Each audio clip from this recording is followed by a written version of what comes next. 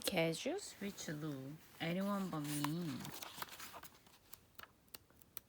Today, chapter 3.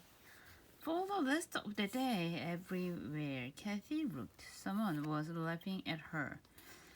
Mostly because George kept cracking jokes. Hey, Mud Monster, can you burp a song for us? He asked. I can. George began to belch out the ABC song. By the time he got to Z, the other kids were all giggling. Hey, you know something? George announced. Burping a song kinda sounds like a Kazoo. That's what your name should be, Kathy. Not Kathy Carroll, Kathy Kazoo. Then he started chanting. Kathy Kazoo, over and over again. The other kids began to join in. Kathy Kazoo, Kathy sank down in her chair. She tried hard not to cry. All right, that's enough. Mrs. Starkman scolded the Chris. She turned to George. I'm sending a note home to your mother. I expect you to bring it back to me with her signature.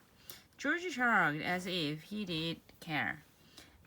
As the afternoon went on, Kathy wished the other kids would stop laughing when George teases her. He really wasn't all that funny, but she didn't kind of understand why the kids kept laughing. If they didn't, George might make fun of them next. Before school ended, Kathy walked over toward the window where the hamster cage was. It was her turn to feed Speedy this week. Hamsters are also lucky, Kathy thought to herself as she watched Speedy running on his heel. They never have bad days. Every day is just the same for them. Finally, the bell rang. The day was over. Kathy grabbed her books and ran for the door. She had to make sure she was the first one out of the classroom. But it didn't matter. George cut up to Kathy right away. He followed her halfway home. Kathy Kazoo, I see you, he shouted. Hey, Kathy, wait up. Kathy could hear Jeremy calling after her as she ran toward her house.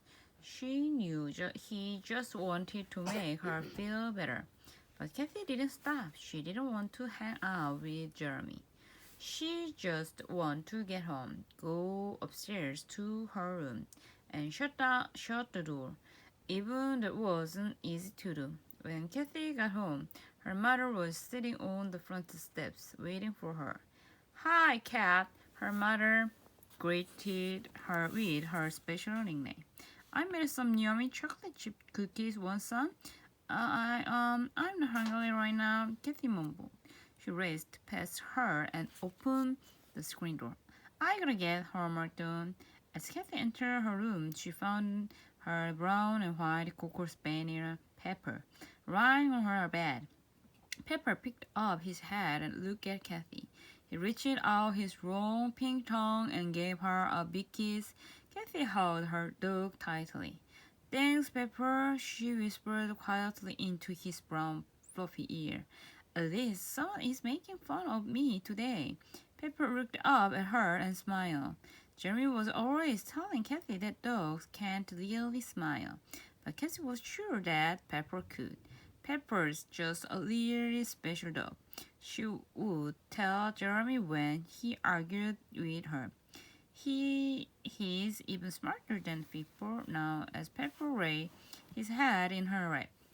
Kathy decided that even if her Coco Spaniel wasn't smarter than people, he certainly was nicer.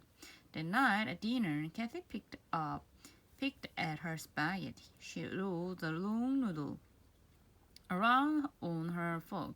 Then she pushed the meatball over to the side of her plate and scolded.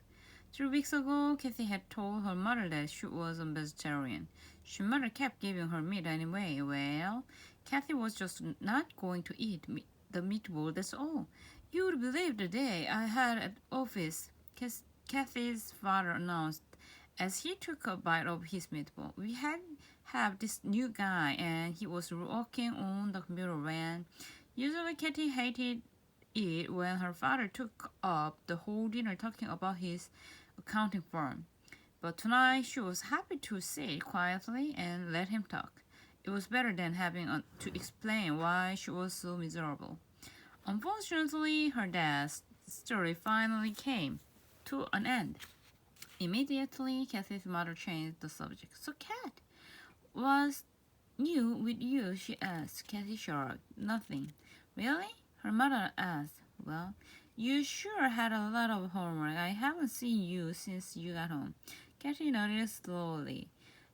We had a ton of social studies questions. She muttered, I'm not so hungry. Can I be excused?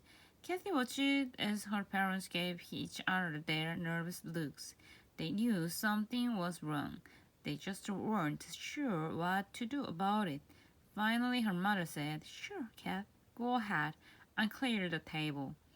Kathy stood up and walked out of the room. She opened the front door and sat on the stoop outside her house. She looked out into the darkness. Suddenly, the whole room day flashed in front of her eyes. She thought about missing the football and losing the game for her team.